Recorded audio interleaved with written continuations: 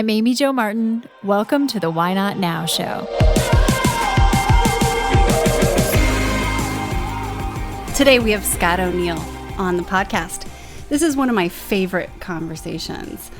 I met Scott when I worked in the NBA, started in the 05-06 season, and he was a leader at the league office. And I got to hear him speak one day during our NBA league meetings. And I watched him on stage and I said, wow, I'd like to do that someday. Well, Scott and I have stayed in touch over the last, 15 plus years. And he's someone who really exemplifies work-life integration versus separation. And someone who performs at such a high level as a leader of a global company. And he's found a way to blend his passion for all aspects of life and make it work for the most part. So he's the author of a book called Be Where Your Feet Are. And he talks about some of his principles that allow him to execute on this idea of when you wake up, you run toward what you do for your profession and you race toward it. And then at the end of the day, you race toward home to that family. And his tactics, his literal ways of executing on this are what's shared in this conversation, as well as in his book. He has led many different companies. He, from the NBA to the president of Madison Square Garden. He was the CEO of the Philadelphia 76ers, not to mention at the same time, the CEO of the New Jersey Devils, NHL, along with, several other extremely impressive lists that he has on his LinkedIn resume. But what's most impressive to me is his consistency as a leader and his ability to bring heart into everything he does while executing at such a high level of performance that brings results. So you will hear terms and things that I use daily in my life from Scott in this conversation. And without further ado, here's Scott O'Neill.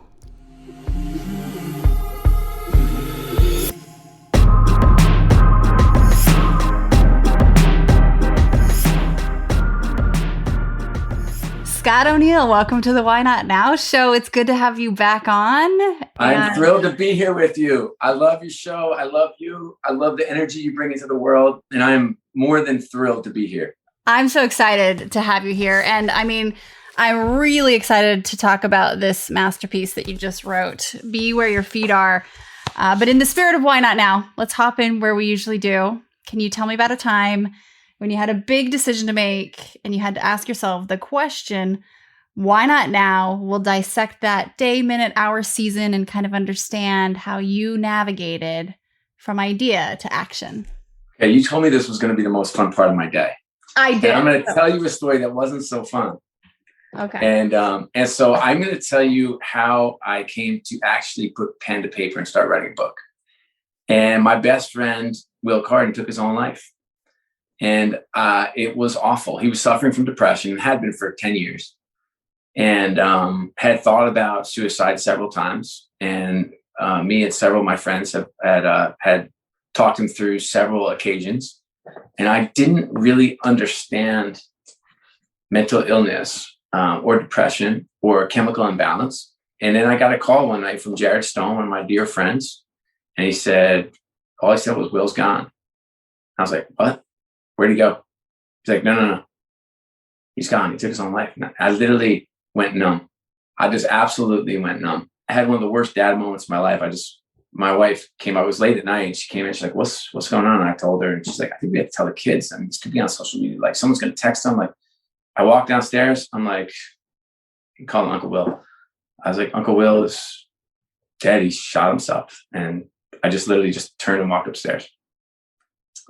And my wife's like, nice job, Scott, And so then I found myself speaking at his funeral, and I'm looking down at his kids. And all I keep thinking about is he will never be able to share a lesson. He will never be able to tell a story.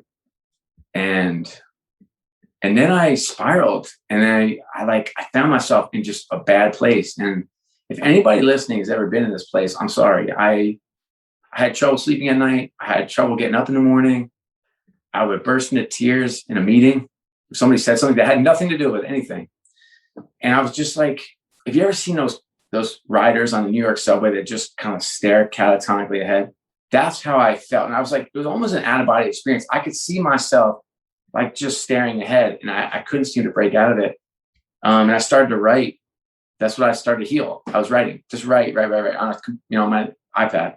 And I just, I wrote like Forrest Gump was running. I just wrote and wrote.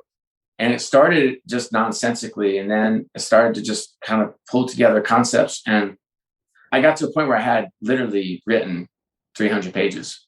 And I'd started to reach out to friends, and they were sharing stories with me. And every story that people were sharing, because I started to share like my most vulnerable moments. And my friend came up, actually Lisa's friend, but he's my friend too, but she's closer to him. Randall Wright came up, and he's written several books. And he's like, your purpose in life is to develop people. He said, that's what makes you happy. He said, what makes you most happy? And I was just telling him, I do this meeting and this meeting. And, I was telling him about the joys that I have in life, and my joys are other people's successes. And he's like, you're built to help people. Like, this can help people. And I was like, I don't know. This is like raw.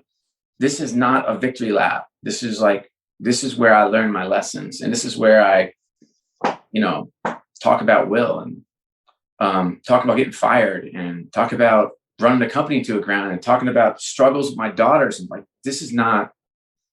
And he's like, can you imagine if you can help one person? So I went through you've been through this process before. It's hard to go from there to a book.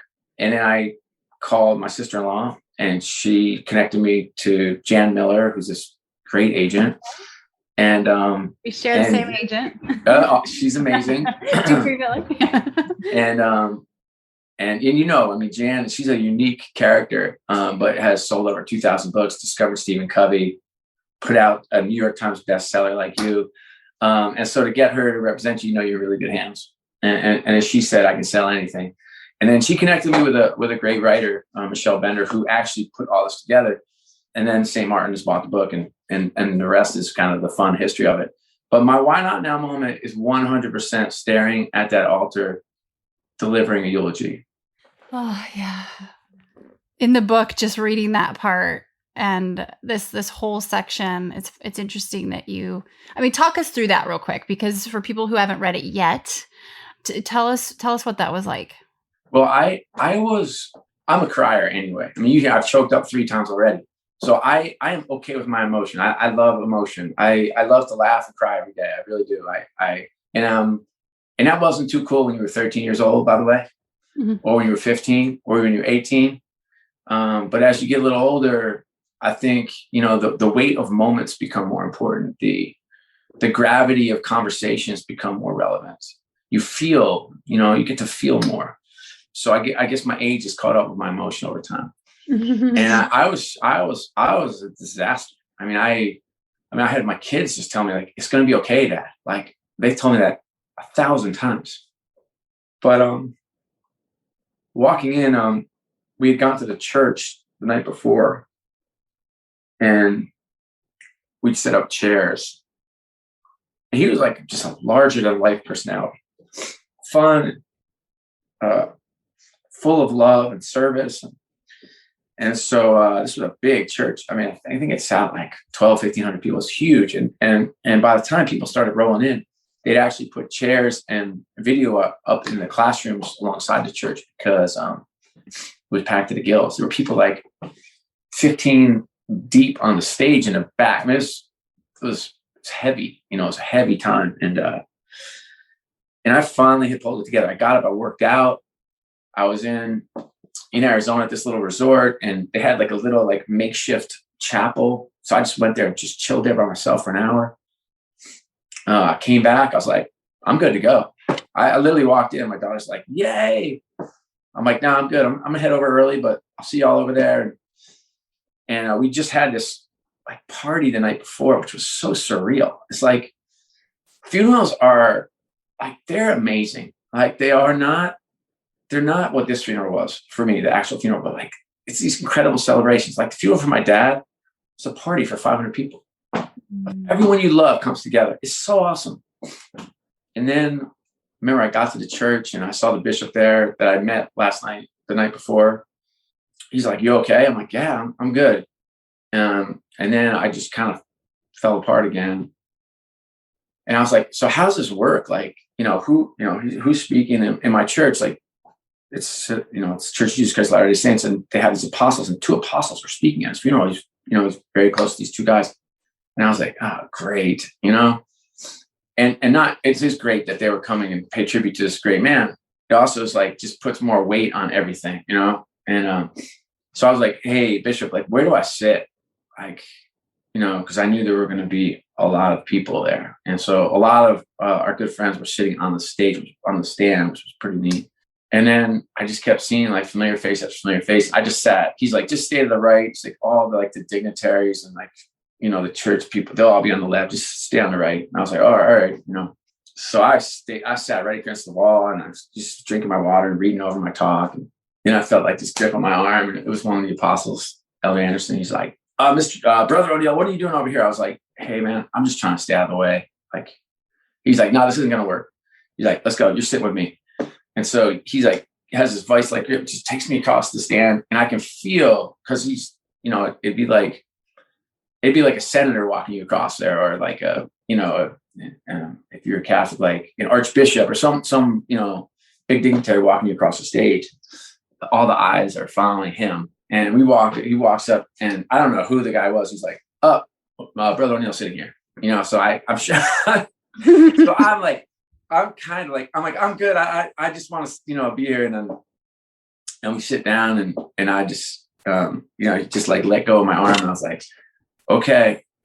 And then this guy got up, and he gave this the longest prayer in the history of prayers.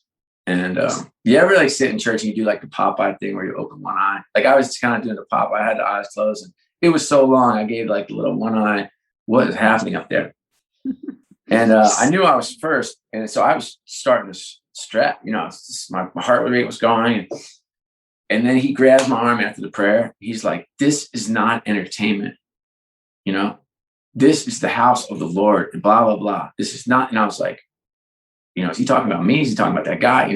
So I scratched like 2 jokes, like as fast as I can. I just scratched on my thing, and then like my name's called. I'm like, okay, and I get up and I gave my talk. And essentially, it was a talk where I gave a message to each of the kids, and then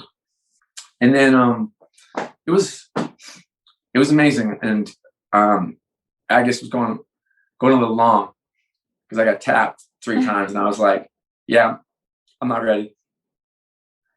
And then it was over. Then you go home, and just like any other funeral you've ever been to, whether it's your mom, your dad, your brother, your sister, your friend, your neighbor, and then, life happens, but I still couldn't dig out.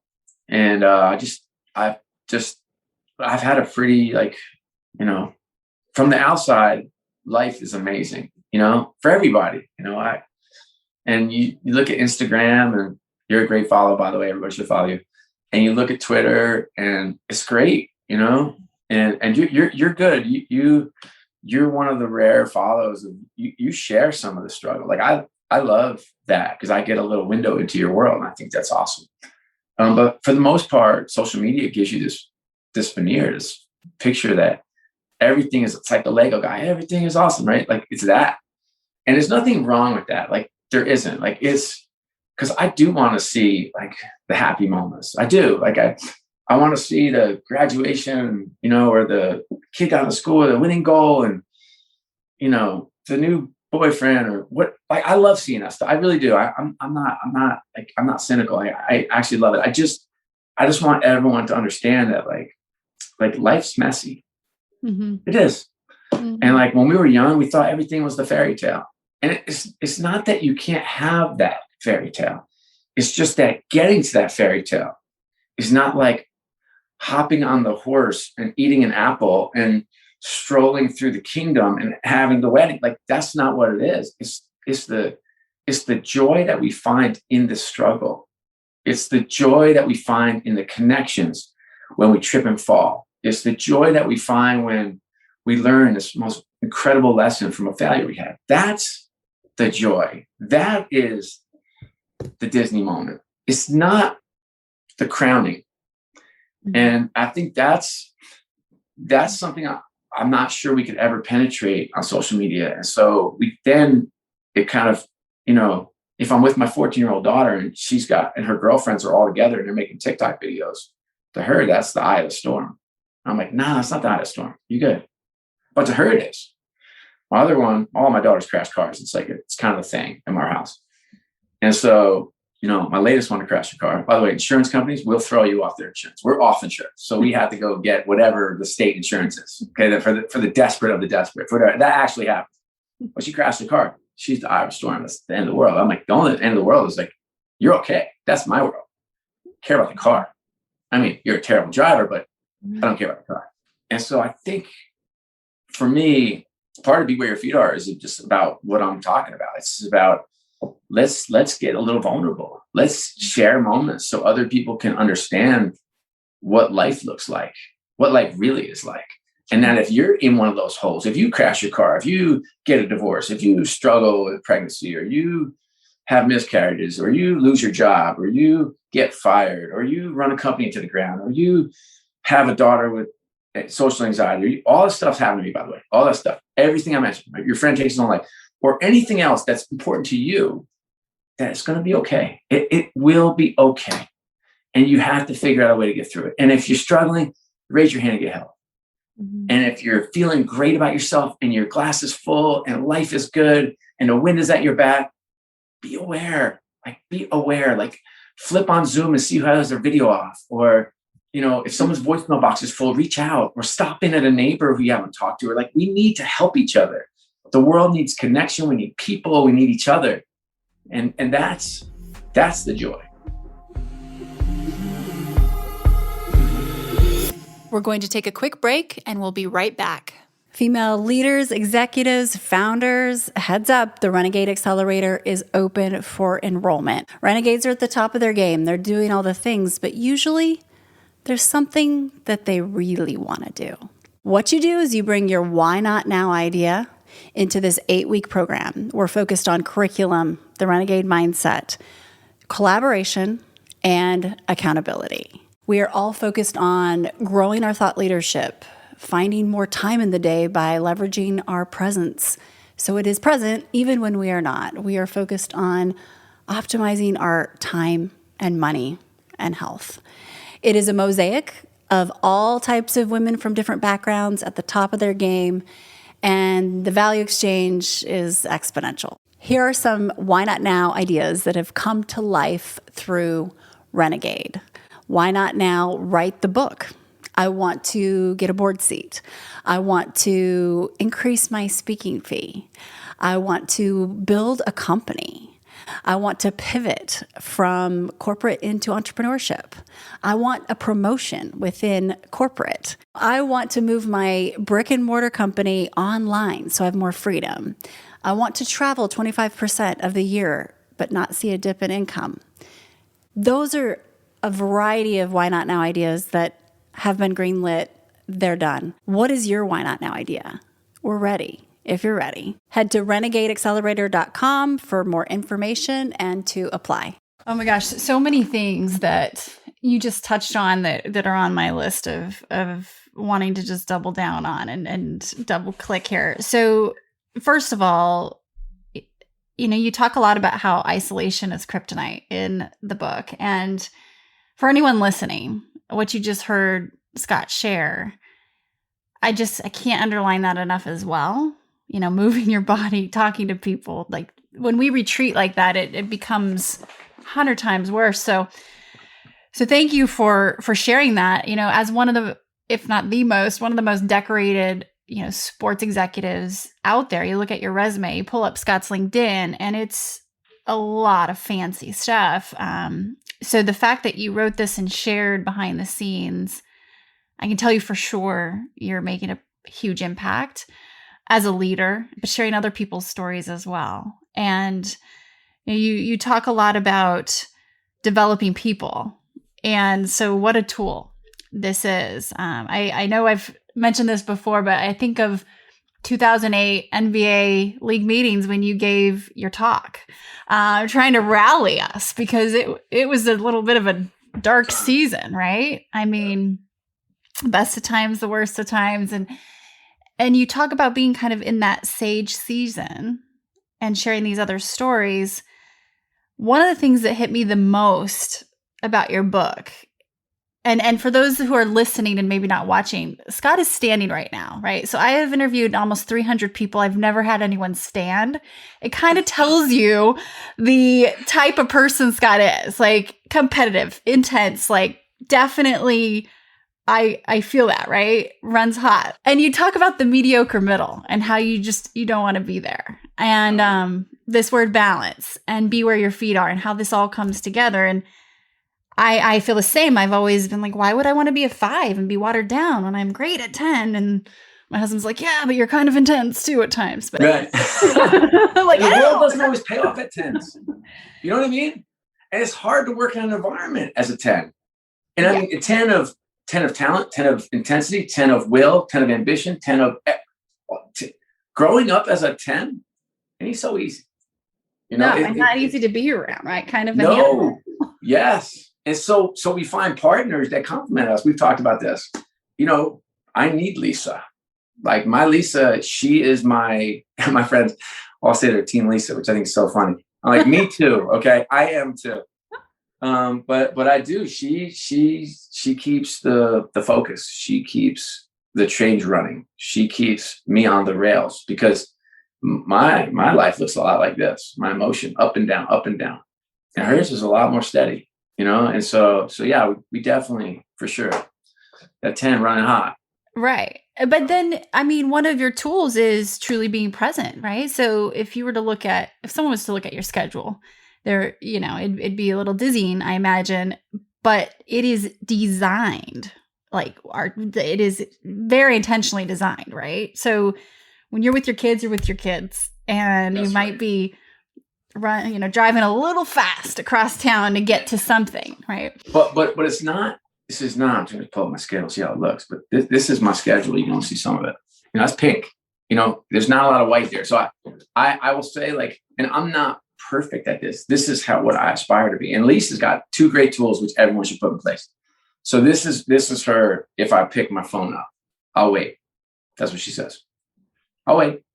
I was like, no. This is play out. I'm just, no. That's probably more important than our conversation. So I'll wait. Let me know. And I was like, that doesn't make me feel great. I'll be honest with you, but it's a great tool. What if we say, I'll wait? I went to lunch with some friends the other day. I hadn't seen them in a year because of COVID. They all had their phones. When I walked up, I was like, guys, we're better than this. No, if you have somewhere else to be, like, go do it. But what are you looking at? What are we actually scrolling for or towards? TikTok? What are we doing? Yeah. What is that? Texting 15 times. Do you have to respond to your text in 5 seconds? No. Yeah. I'm like, I haven't seen you all in a year. Let's go. Yeah. Your meetings internally, you have a phone table, right? We do. We have a phone basket at home. Girls hate it. Can you imagine? Teenage girl, like, give me your phone. No. I'm like, yeah. Put it in the basket. Right, you know? right. And you know, but like we have simple rules, like no phones at the dinner table, which seems so obvious. But I had the biggest awakening. I had so many like great learnings over COVID. I know people lost their lives and jobs were lost and people were sick. And so I don't want to make light of that. But for me, I didn't have that. I was a hermit, but I didn't have that. But I had family dinners. I hadn't had family dinners for 25 years. Wow. This is the most embarrassing thing, which I'll share, is I got conversation starter cards and brought them dinner. I know it's so embarrassing because like I'm a good conversationalist usually. And yet I'm with these 3 amazing daughters of mine and my wife. And I'm like, okay, what'd be your ideal vacation and why? Okay, you know, what's one time you were really embarrassed and you know, and I was like, that's how it started. Fortunately, our conversation got more natural after that. But I wanted to talk. I wanted to talk about social justice with them. I wanted to talk about the president and the chaos that was going on in this country. I wanted to talk about religion and how it intersects with society. I wanted to talk about growth and learning and all this stuff. And I didn't want to say, how are you doing? Fine. How was school? Okay. What's up? Nothing. I want to go to my room. I was like, yeah, no, let's talk. Because if there's one thing we learned in COVID, it's that time's our most precious resource. Time is our most precious resource. It's not money. It's nothing else except for time. And how we use that time, how we truly be where our feet are, is put your phone down, get your head up, and let's talk. Mm-hmm. let's talk. What do you want to talk about? I don't know. Ask your kid. What do you want to talk about? I don't know. You know what I don't want to do? Put on another Office rerun. By the way, I love The Office. Okay. I don't need to see another one. I don't. Right. Yeah. It's like, but we're tired and we're stressed and we're anxious and we're working hard. And sometimes we just need a break. But you know what? It's like, if you really look at the time you have with people you love, people you care about, people you want to connect with, how much real quality time do you have? It's not quantity. It's not, because we don't have quantity. And so I don't care. I know how hard you work. I know you. I know how hard you work. I know what you commit to. I know you don't wake up and be as great as you are. It's impossible. You have to work hard to do this. And so sometimes you're tired, but how much time do you have? Like, I think about that my time with Lisa, and COVID's cool. Like I'm still working out of my house. So between this call and my next call, I go out and chill, even if it's 10 minutes. Mm-hmm. She's like, how long do you have? I'm like, 10 minutes. How long do you have? 15 minutes. How long do you have? 5 minutes. And what a gift to go get a hug. Yeah. It's amazing. But other than that, like in regular course of life, can we max out that time? Mm-hmm. And our mornings, chaos. Kids going to school, try to get teenage girls out of the house without chaos. Try. Good luck. I don't survive in advance. But the NCAA tournament for us, it's that time. I'm trying to make better moments happen. And you said there are 2 tools. So I'll wait. So if someone picks up their phone and you're in the conversation or you're getting ready to start one, you just put your hand up, you say, oh, I'll wait. What's the second tool? Okay. So the second one she's used on me quite a bit is because I get very emotional after losses. Okay. Now I have a big business now. I mean, we have the Sixers and the Devils and an innovation lab and a venture fund and a real estate company and a sports marketing company, esports business, et cetera, et cetera, et cetera. Grand Museum, theaters. And so it's a big business, but the losses still sting for these teams. So I become home stomping around and she's hit me on this a couple of times. She's like, what are you doing? I'm like, whoa, what do you mean? What am I doing? Like, what's this? What's happening? It's like, did you not watch the game? Yeah, I watched the game. Did you not see us get booed? I saw you get booed. Well, she's like, well, this ain't gonna work. I'm like, what's not gonna work? This attitude. I'm like, my attitude? She's like, yeah, your attitude. She's like, I need a husband. I need a dad. And so I was like, oh, right. Yeah, of course. Of course you do. I mean, yeah, I need change. So it's just feedback. Get someone who loves you enough to tell you. I called one of my best friends the day after that happened. And he's like, you don't have a worry tree outside your house? I'm like, oh, worry tree? No, I don't have one of those, but I need one. He said, yeah, I have a worry tree. I drive up, get out of my car, put my hand in this tree, all my worries go up. I was like, yeah, I don't have one of those. I'm still looking. I've touched every tree in my property, and my worries don't disappear. He's like, it's not about the tree. It's about how you're going to compartmentalize. And that's the key. And whether that's you drive home or some of us work at home, it's harder, but what does that compartmentalization look like? Do you need to, for me, it's if I'm in the car, I howl at the moon. Okay. Turn the music, howl at the moon. You howl at the moon. I love it. Yeah. Oh, I do you roll your window down? Yes. I say some things in the car that should never be heard or said. Okay. And then I get home and I'm back. And I literally pull in and I'm back. And when I'm at my best, I walk in, put my phone in the drawer and I engage. But the best thing you can get is have someone in your life that loves you enough to tell you the truth. Oh, so good. So good.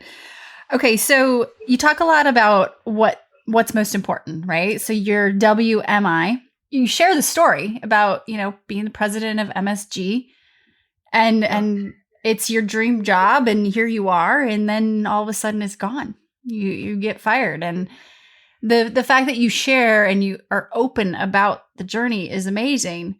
But what I circled was after you got through, I mean, first of all, can you tell us a little bit about the conversation with your mentor who was like, yo, you need to check out and go on vacation. Like that was a powerful moment. Yeah. So Peter Guber, who's this incredible luminary, runs Mandalay Entertainment, is a part owner of the Dodgers and Warriors and LAFC. He just seems to be there when I need him. I mean, he was there like my first week at MSG and he was there my last week at MSG. And my last week, he's like, my man, you seriously need to put your type A crazy in your pocket and do not let it out. And I was like, what are you talking about?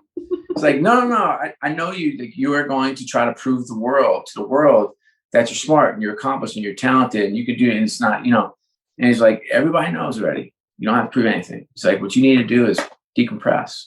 I was like, what? Decompress. What? And he's like, yeah. He's like, you need a vacation. I was like, nah, I don't need a vacation. I don't, I'm fine. He says, no. You need to get away and put your phone down and go read books and look at sunsets and go somewhere with Lisa. And we did. We ended up, and I kicked and screamed a little bit, but I'm like, why am I fighting going on vacation? Why? I have nothing to do. There's I'm not going to respond to anybody.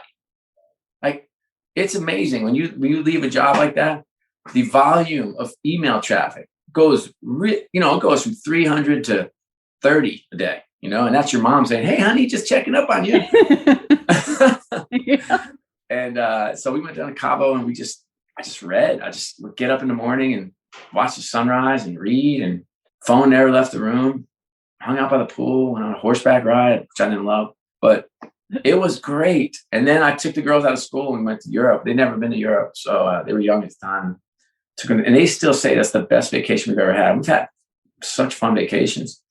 And like, you wonder, why is that the best vacation I ever had? It's not because we went to London and Paris. By the way, great cities. I love them both. It's because I was there. I wasn't taking calls. I wasn't staying up late to do my catch-up emails or texts. I wasn't interrupting to take a quick conference call. I was wholly where my feet were. Wholly present. Yeah, that's a really special time. I advocate that for everyone that is in a transition. It's like, you have to decompress.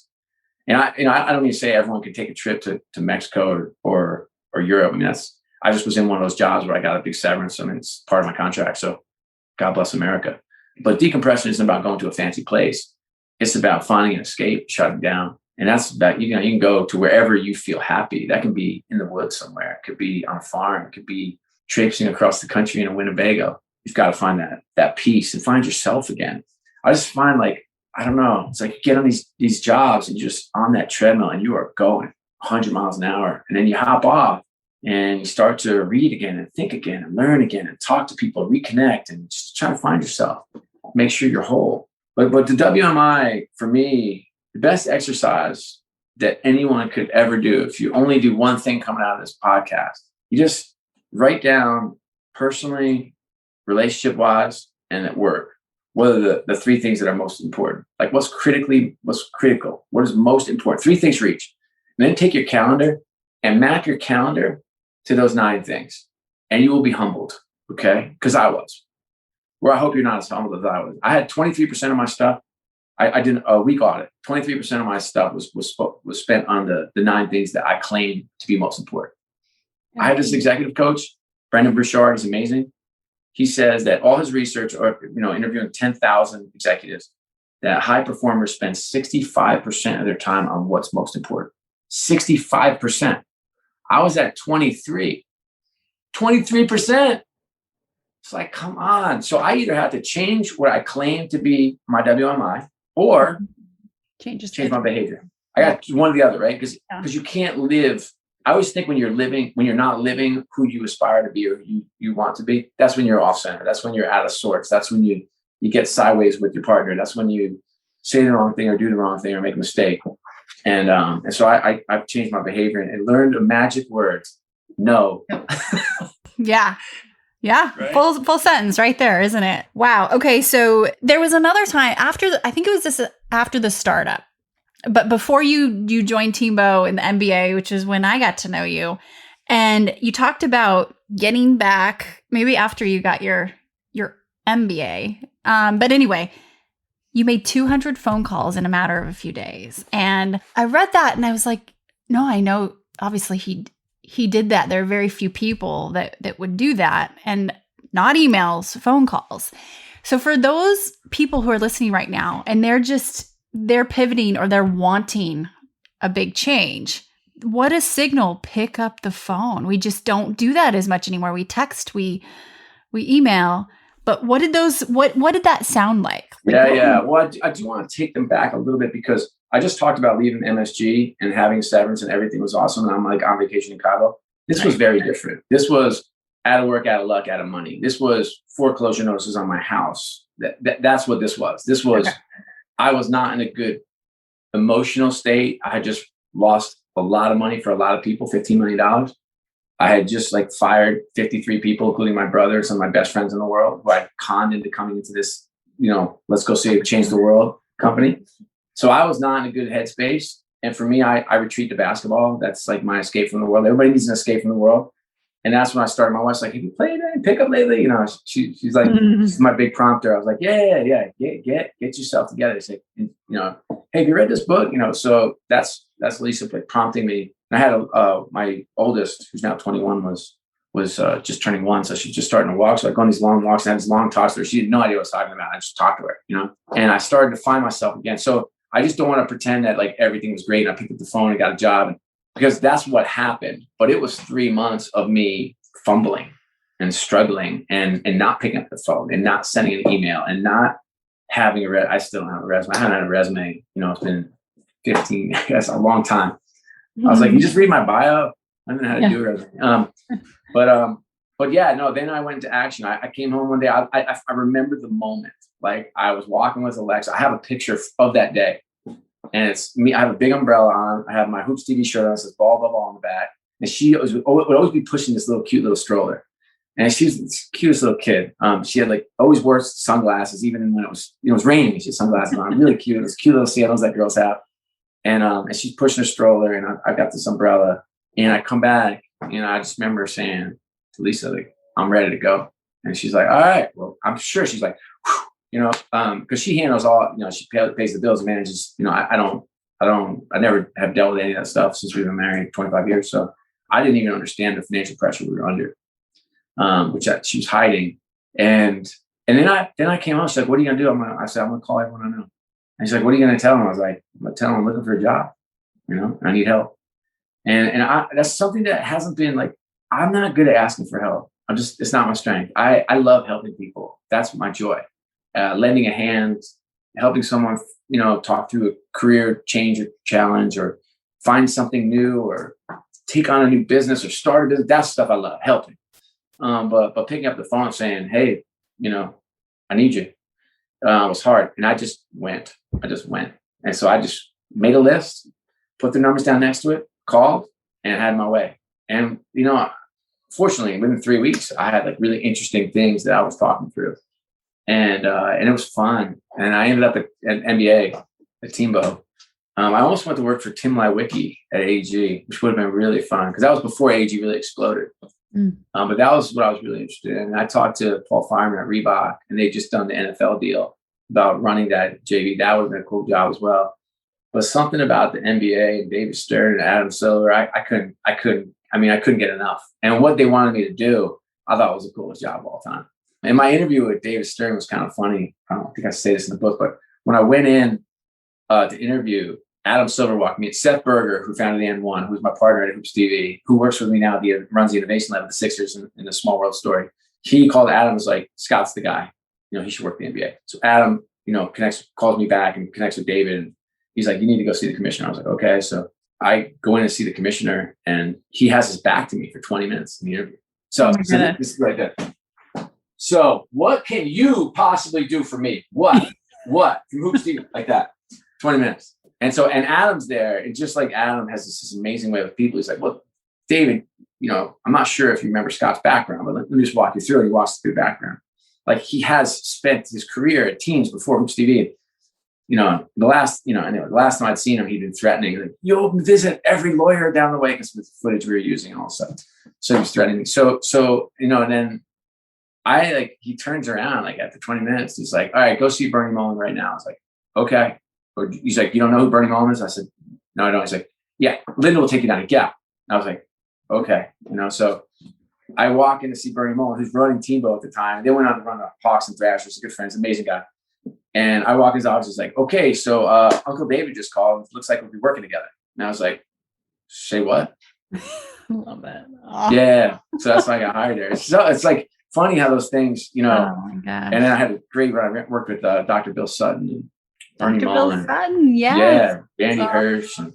And then that group became, and then when Bernie left to run the Hawks and Thrashers, I mean, my team, Chris Granger, he runs the Tigers and Red Wings now, and Tom Glick, who now runs Carolina Panthers, Chris Hex, the president of the Sixers, Dan Reeves, the president of Facebook Sports and Entertainment, Amy Brooks, president of the NBA. I mean, it was a crazy team. Like, there was just talent everywhere, you know. So it was a fun time. Yeah. But that moment of calling, you know, and I think you hit the nail on the head. It's like, the phone's not going to ring. Okay, I hate to break it to you. So here's note to self: no one's calling. And I have not had a lot of success with recruiters. I've never had a job from recruiters, and my experience with them, I don't know. Maybe I just don't say the right thing or do the right thing, but I have not had a lot of success on that front. And if you do and you're listening, good for you. If you've been placed by great recruiters, that's awesome. What I talk to my team about is, if you're going to go for a job, figure out what you want to do, not what's available. Like, what do you want to do? What's the bullseye? That's what I always ask. What's your bullseye? Because once you understand your bullseye, then you can understand, like, you might not be qualified for your bullseye. You might not be able to get it, but can't we start there? Mm-hmm. Yeah. Going offense, right? Yeah, Let's absolutely. Start. Yeah. And that applies for, you know, if you're looking for funding, if you're looking to try and rate, like, courting VCs or whatever, like, picking up that phone. It's not going to ring. Good VC. I was talking to, I'm on the board of some early stage companies. And one once called my own. It's a cybersecurity company. It's unbelievable tech, but really early stage, really early. And I was talking to the CEO this weekend, and I was saying, he said, hey, he walked me through what's happening. He said, any thoughts? And I said, just one. He said, all right, what's that? I said, great job. You're doing amazing. He's an amazing CEO. I said, well, how many VCs do you think he pitched to get, and he just got funded? He's like, 75, 80. I was like, okay, great. Here's my one thought. My one thought is, you just got your funding. Let's tell all 74 that you just got funding. And once a month, I want you to send a note to each of those 74 that didn't invest. Okay. And give them a little FOMO. Just give them a little. Okay. And then as you're getting ready for the next round, because the one thing I failed to do as an early stage guy was, I did not focus on my next round of funding. That's the only thing I didn't focus on. Some other things too, but that was the most important thing I didn't focus on. And then we got to the end of the rainbow. It's like, okay, there's no funding. What am I going to do? Then we scrambled and the business collapsed. And so, you know, talk about a lesson you can learn. That's one, you know, and he's like, I know, I've got my current investors. I've got to grow this business. I've got the tech team work. I said, no. All that stuff. Nothing will matter if you do not raise your Series A. Nothing. And so it's interesting to think about, like, how you put processes, so that what processes are you putting in place in your life, in your work, to make sure that you're not staring at that tree instead of the forest. That tree is right in front of your face. And all I'm just saying is, just pull that lens back a little bit, figure out, like, and I said, in your WMI, and I used language with him, it's going to be that next raise. Like, that has to be 1, 2, or 3 on your list. And it's interesting how you, if you're listening right now, that might apply, because you might not be raising money. You might be a different aspect of your life, but just pull that lens back a little bit. Have a vision and a view of what you want in a year, what you want in 2 years, what you want in 3 years. My friend Henry Johnson said the other day, he runs Northern Trust, the trust company. He said, I overestimate what I can do in a day, but I underestimate what I can do in a year. So think about that. Mm-hmm. Like, isn't that really interesting? Yeah. Because I did that too. Yeah. It's like, I always have, like, it's like 10 pounds of potatoes in a 5-pound sack, right? Every day. Mm-hmm. But a year, if you actually put something out there and say, like, okay, you know, I'm going to have one of the best podcasts in the world, like you do. You know, you couldn't do that in a day. Like, it's just not going to happen. But if you have a vision for what you want to do, you can. And then you dedicate the time and you have a plan, for sure, you'll figure it out. You're smart, you're talented, you're driven, people love you, you have a gift. But you're not snapping your fingers, not happening. It's just not going to happen. Right. And so you're overseeing all these different aspects of business, one of which is your fund, the innovation lab. Like, there's a lot of investing. And as a female investor now for 10 plus years, early seed stage angel, one of my goals is to get more women a seat at the cap table, not just a seat at the table.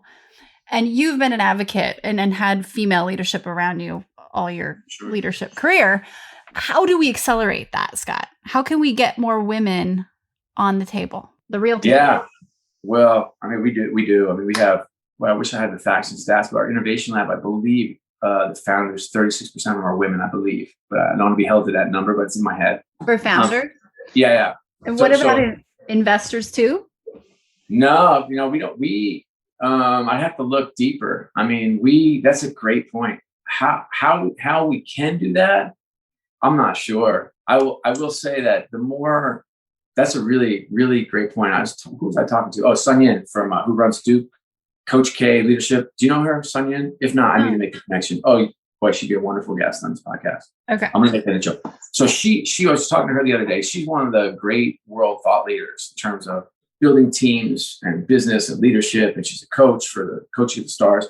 She has begun, she told me, she's like, I know that's the next step. And so she's begun to be an investor, an advisor. And that's gotten her on the cap table just because she's so well networked, so well respected, and is a thought leader in the world. Mm-hmm. And that might be a way to do it. I think the world, look, my business, when I walked in, we had 95% white men, 95% white men.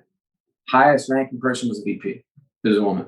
And now, like, I've got 18 VPs that are women. I've got our chief operating officer, our chief revenue officer, our 2 heads of marketing, our chief people officer, our GM of our building, blah, blah, blah, blah, blah. We have, 13 SVPs and up. So it's a business run by women now.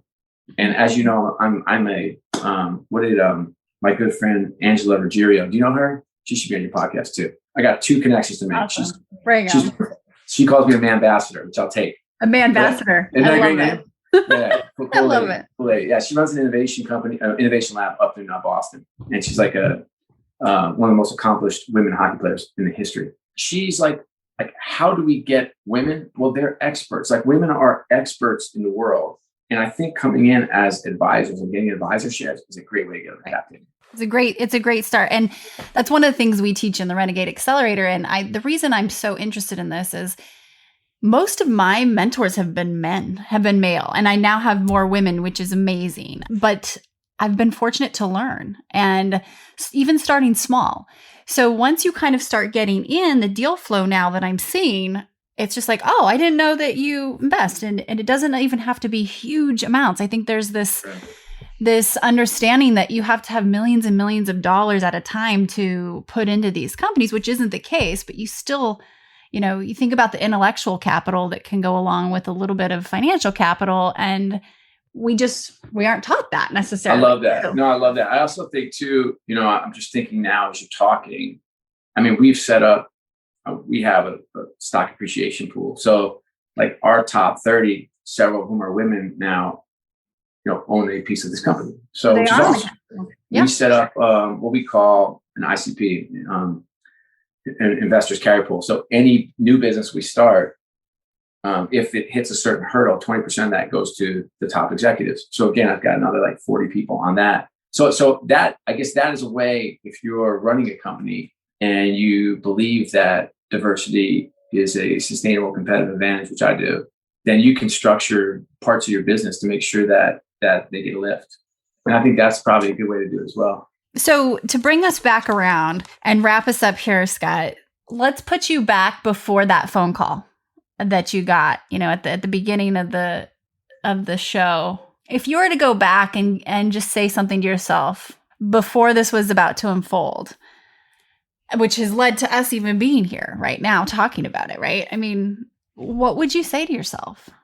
I would say, let yourself feel, be okay with the emotions, and make sure that you're in tune with how you're feeling them. I would say get some professional help for sure. I should have definitely gone to see a therapist or someone to help me work through what I was dealing with. I would say, don't be alone. I'm a classic extrovert. I get energy from people. And I think I probably pulled back into the darkness a little bit. And it's a great quote from Martin Luther King, which I'll butcher, but it's something like, darkness cannot take out darkness, only light can take out darkness. And so I think for me, light is people, and just to make sure I'm leaning on the connection with people. It's huge. Thank you. Thank you for doing the important work, and leading and sharing your time and wisdom with us today too. Amy Jo Martin, you are amazing and a treat to the world and a gift to all of us fortunate to call you a friend. I root for you more than I root for anybody. I love your work. I love your podcast. I love the energy you put out in the world, and you are simply amazing. Oh my goodness. Thank you.